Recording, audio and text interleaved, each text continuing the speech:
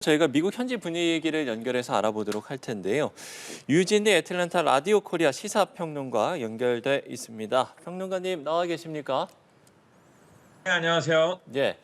자, 경합주로 꼽혔던 조지아주 애틀랜타에 계시죠? 지금 새벽 시간 아닙니까? 네, 조금 이런 시간인데 늘상 일어나는 시간입니다. 괜찮습니다. 아, 그렇습니까? 예. 어찌됐든 상당히 힘든 시간에 또 인터뷰에 응해주셔서 감사의 말씀을 드리면서 일단 먼저 저희가 질문을 드리면 트럼프 후보가 조지아에서 개표가 시작된 직후를 제외하고는 계속 우위를 유지하다가 승기를 잡았는데 일단 글쎄요, 예상을 하셨습니까? 일단 예상은 했었습니다. 어, 여러 조사에 의하면 하루는 해리스가 앞서고 하루는 트럼프가 앞서고 이렇게 왔다 갔다 했는데 일반 시민들에게 이렇게 질문을 해보면 한 6대 4 정도로 트럼프가 앞서 있었어요.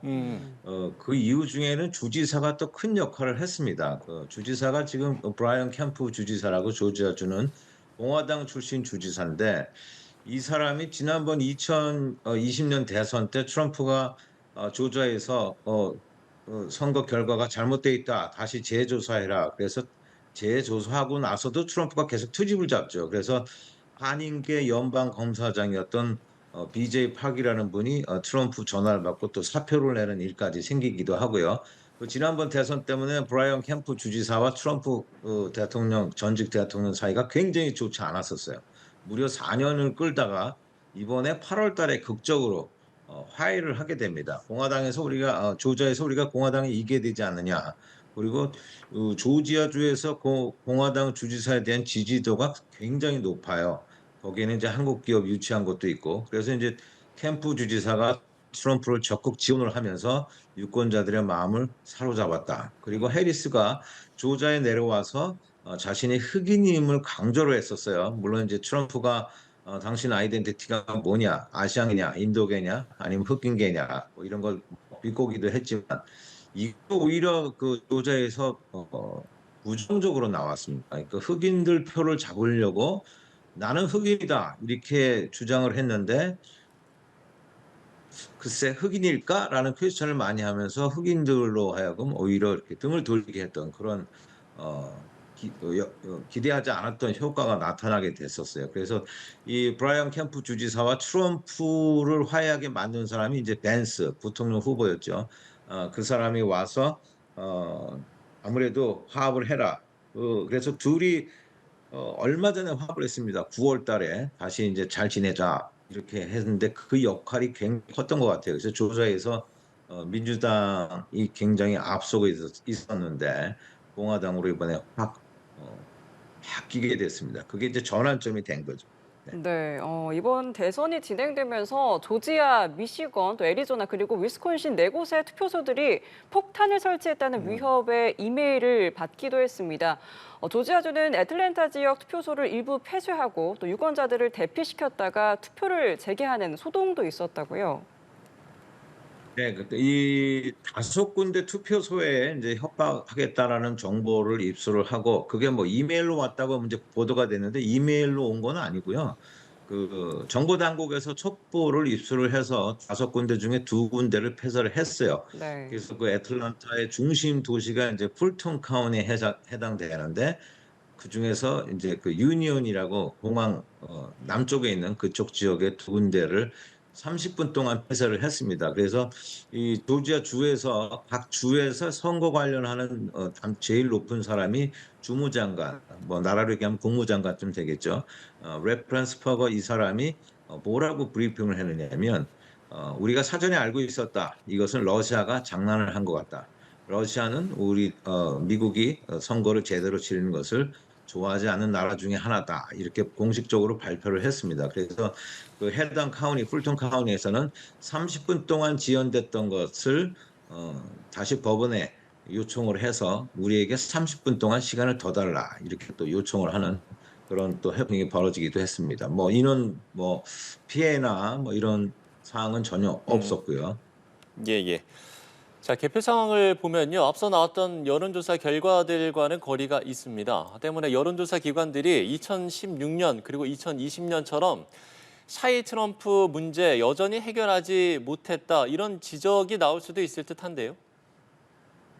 이 샤이 트럼프라는 문제는요, 그 트럼프가 워낙 개성이 강한 사람이다 보니까 난 트럼프를 지지해. 이런 얘기를 하게 되면 이상한 사람으로 같이 동급 취급을 당하는 거죠. 그래서 처음 트럼프가 나왔을 때부터 말조심하게 되는 그런 상황이 벌어졌었어요. 그런데 지금 상황에서 여론조사와 결과가 다르다라는 것이 샤이 트럼프의 어떤 영향이냐 그렇게만은 볼 수가 없습니다. 물론 그것도 영향을 미치죠. 주변에 다 민주당 아니면 뭐 공화당인데 난 공화당을 지지해 그러면 괜찮지만 나는 트럼프를 지지해 이렇게 얘기했다가는 또 옆에 사람이 쳐다보거든요. 그만큼 분위기가 트럼프에 대해서 곱지가 않은데 문제는 여론조사는 미국 시스템 방법에 문제가 있는 겁니다. 이게 그 미국이 여론조사할 때 한국처럼 불특정 다수에게 전화를 걸어서 당신은 누구를 지지합니까? 이렇게 뭐 묻는다든가 이런 것도 아니고 미국은 시민권자냐 아니냐 그걸 또 따져야 되고 시민권자를 할지라도 투표를 할 수 있는 유권자 등록을 한 사람이냐 아니냐 이거를 물어봐야 되거든요. 그러니까 이미 공화당 쪽을 지지하는 사람들 500명, 민주당 쪽에서 민주당을 지지하는 사람도 500명 이렇게 해서 1000명을 추려서 거기다가 여론을 조사를 하게 되니까 당연히 뭐 박빙으로 나올 수밖에 없죠. 그중에 마음이 변한 사람 한두 명이 나는 트럼프를 지지했다가 지금 뭐 해리스를 지지한다. 네네. 이렇게 얘기하는 것이 문제가 되기 때문에 여론조사 툴을 이번 선거를 통해서 바꿔야 된다. 이런 지적이 더 많이 있습니다. 잊지 못하겠다. 네. 예, 알겠습니다. 초박빙이 예상됐던 이번 대선은 개표 전까지 당선인을 확정하기까지 수일이 걸릴 수 있겠다라는 예상이 있었습니다. 자, 그런데 개표가 시작되자 트럼프 후보가 경합주 대부분 앞섰고 지금 현재 속보까지 들어와 있습니다. 어떤 이유 때문이라고 보셨습니까? 이번에 그 개표하고 결과가 빨라진 거는요. 네. 그 우편으로 하는 그 투표가 지난번 팬데믹 선거 때보다 확실히 많이 줄었어요. 그리고 이제 일반적으로 투표를 하게 되면은 들어가는 순간부터 운전면허증, 그러니까 아이디 체크업하고 그다음에 거기에 이미 다 서명이 돼 있기 때문에 운전면허증 상태에서 더 이상의 뭐 절차가 필요 없어요. 그게 한 30초에서 1분이면 끝납니다. 신원하기라는 게.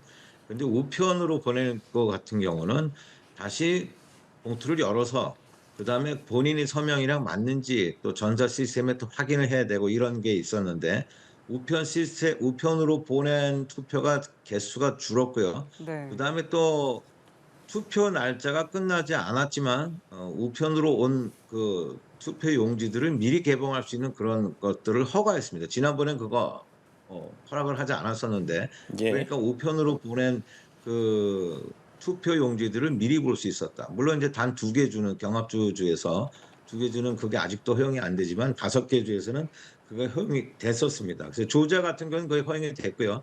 펜실베니아는 그게 허용이 되지 않았죠. 이번 선거에서. 어쨌든 그 우편 선거에 관한 것들, 이 비용이 많이 들고 일정이 많이 소화가 필요한 그런 것들이 줄었기 때문에 개표도 빨라지고 결과도 빨리 볼 수 있지 않았나. 그다음에 예. 또 하나 문제는 아니죠. 그 경합주들 사이에서 1등과 2등의 격차가 0.5% 정도 되면 자동으로 다시 또 이걸 개수를 세야 되는데 이번에는 다 0.5를 오차범위를 벗어났어요. 그래서 다시 재검할 필요가 없는 그런 것들도 있었습니다. 조지아 같은 경우는 지난번 바이든이랑 트럼프랑 뭐 0.45 처음에 이렇게 나왔었거든요. 그래서 다시 한번 트럼프가 요청했죠. 다시 한번 재검해라.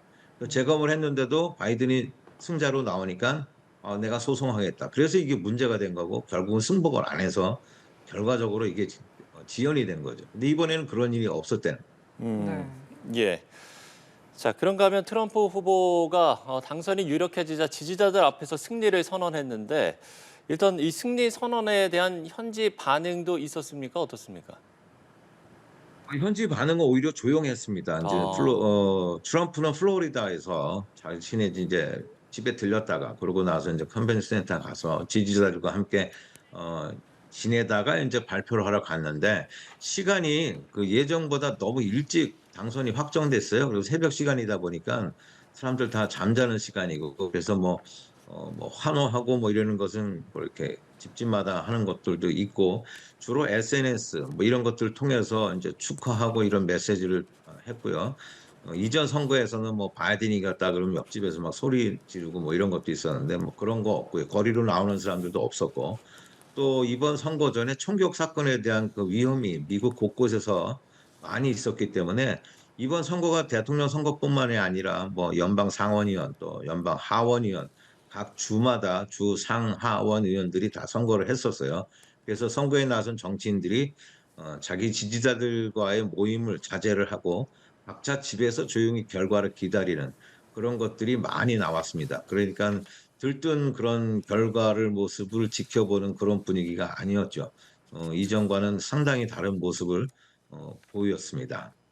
네, 알겠습니다. 오늘 말씀 여기까지 들어보도록 하겠습니다. 유진리 애틀랜타 라디오 코리아 시사평론가와 함께 미국 현지 분위기 연결해서 말씀 들어봤습니다. 오늘 말씀 고맙습니다. 고맙습니다. 감사합니다.